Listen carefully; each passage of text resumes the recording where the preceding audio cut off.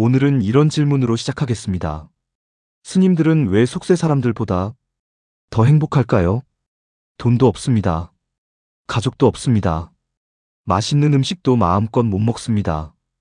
그런데 왜 스님들은 평온해 보입니까? 왜 스님들의 눈빛은 맑습니까? 왜 스님들 곁에 있으면 마음이 편안해집니까? 오늘은 그 이야기입니다. 한국 불교 역사상 가장 존경받는 스님들의 삶의 방식을 통해 행복이 무엇인지 고찰해 보겠습니다. 먼저 이 사실부터 확인하겠습니다. 불교 고승들의 수명 분석 영상에서 놀라운 사실이 나왔습니다. 경어선사 63세, 만공 스님 75세, 하남 스님 75세, 용성 스님 76세, 구산 스님 75세, 법정 스님 78세, 효봉 스님 79세, 성철 스님 81세, 평균 약 75세입니다. 그런데 이런 의문이 듭니다. 수행을 그토록 열심히 했는데 왜 더 오래 살지 못했을까? 그 질문에 이런 답이 있습니다. 스님들은 오래 사는 것이 목표가 아니었습니다. 잘 사는 것이 목표였습니다. 그런데 그 잘 산다는 것이 무엇인지를 오늘 이야기하겠습니다. 첫 번째 이야기는 법정 스님입니다. 무소유. 이 단어를 모르는 한국 사람이 있겠습니까? 1976년 법정 스님이 쓴 수필집 무소유. 이 책은 지금도 읽히고 있습니다. 법정 스님은 말씀하셨습니다. 무소유란 아무것도 갖지 않는 것이 아니다. 불필요한 것을 갖지 않는 것이다. 이 말이 얼마나 깊습니까? 우리는 왜 불행합니까? 필요하지 않은 것을 원하기 때문입니다. 가지지 못한 것을 갈망하기 때문입니다. 법정 스님은 강원도 산골 오두막에서 사셨습니다. 난방도 없었습니다. 냉방도 없었습니다. 텔레비전도 없었습니다. 그런데 법정 스님이 불행하셨습니까? 아니었습니다. 스님은 말씀하셨습니다. 내가 가진 것이 없기에 잃을 것도 없다. 잃을 것이 없기에 두려울 것도 없다. 두려움이 없는 삶.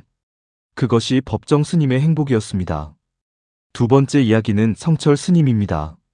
1967년 성철 스님이 해인사 백년암에서 동안거를 마치며 법문을 하셨습니다. 산은 산이요 물은 물이로다. 이 짧은 한마디가 전국을 뒤흔들었습니다. 무슨 뜻입니까?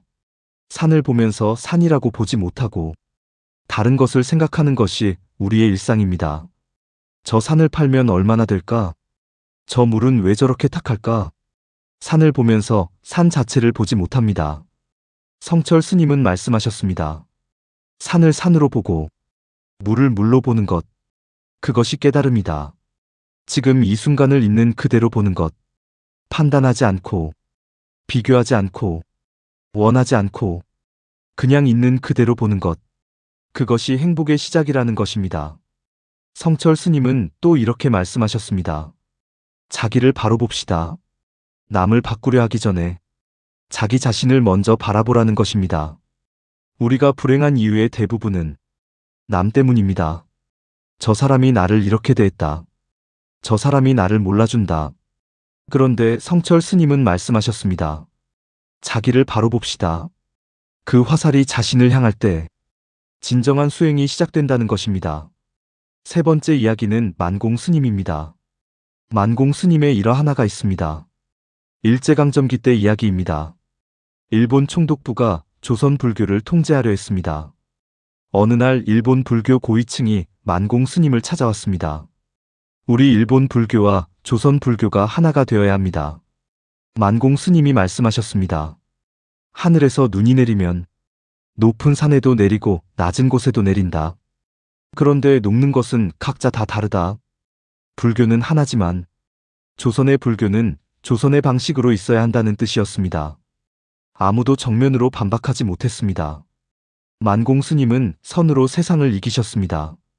총칼로 이기는 것이 아니라 지혜로 이기는 것. 그것이 불교의 힘이었습니다. 네 번째 이야기는 효봉 스님입니다. 효봉 스님의 삶은 더욱 드라마틱합니다. 효봉 스님은 원래 스님이 아니었습니다. 조선시대의 판사였습니다. 그런데 어느 날 사형 선고를 내렸습니다. 그 사람이 사형을 당했습니다. 나중에 알고 보니 억울한 사람이었습니다. 그 죄책감을 안고 효봉 스님은 출가하셨습니다.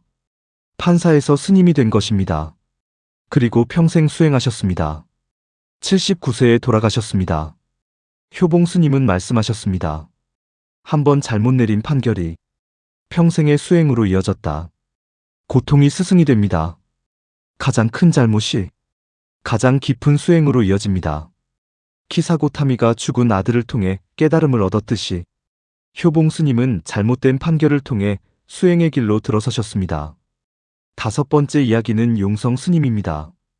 용성 스님은 3.1 운동 때 민족 대표 33인 중 한 분이셨습니다.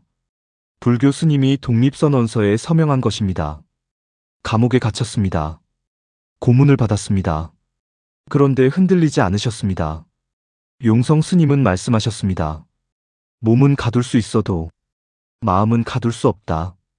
이것이 불교의 자유입니다. 외부의 조건이 내 행복을 결정하지 않는다는 것. 감옥에 갇혀 있어도 마음이 자유로우면 행복할 수 있다는 것. 반대로 모든 것을 가지고 있어도 마음이 갇혀 있으면 불행하다는 것. 용성 스님의 삶이 그것을 증명했습니다. 76세에 세상을 떠나셨지만 그 삶은 어떤 장수보다 풍요로웠습니다. 그렇다면 이 스님들의 공통점은 무엇입니까? 첫째, 단순하게 살았습니다. 필요한 것만 가졌습니다. 불필요한 욕망을 내려놓았습니다. 둘째, 지금 이 순간에 집중했습니다. 과거를 후회하지 않았습니다. 미래를 걱정하지 않았습니다. 지금 이 순간을 살았습니다. 셋째, 자기 자신을 바라보았습니다. 남을 바꾸려 하지 않았습니다. 자신을 바꾸었습니다. 넷째, 고통을 스승으로 삼았습니다. 고통을 피하지 않았습니다. 고통 속에서 진실을 찾았습니다. 그런데 우리는 어떻습니까? 더 많이 가지려 합니다. 더 오래 살려 합니다. 더 편하게 살려 합니다. 그런데 더 많이 가질수록 더 원하게 됩니다. 더 오래 살려 할수록 죽음이 더 두렵습니다. 더 편하게 살려 할수록 불편함이 더 괴롭습니다. 법정 스님이 말씀하셨습니다. 행복은 갖는 것에 있지 않다. 행복은 버리는 것에 있다. 성철 스님이 말씀하셨습니다. 자기를 바로 봅시다. 만공 스님이 말씀하셨습니다. 지혜로 세상을 이기십시오. 효봉 스님이 말씀하셨습니다. 고통이 스승입니다. 이 네 분의 가르침이 결국 하나로 통합니다. 지금 이 순간 있는 그대로를 받아들이십시오. 그것이 행복의 시작입니다. 이 영상이 마음에 닿으셨다면 좋아요와 구독 부탁드립니다. 여러분의 좋아요 하나, 구독 하나가 동탄의 이름 없는 철학자에게 큰 힘이 됩니다. 다음에 더 깊은 이야기로 찾아오겠습니다. 감사합니다.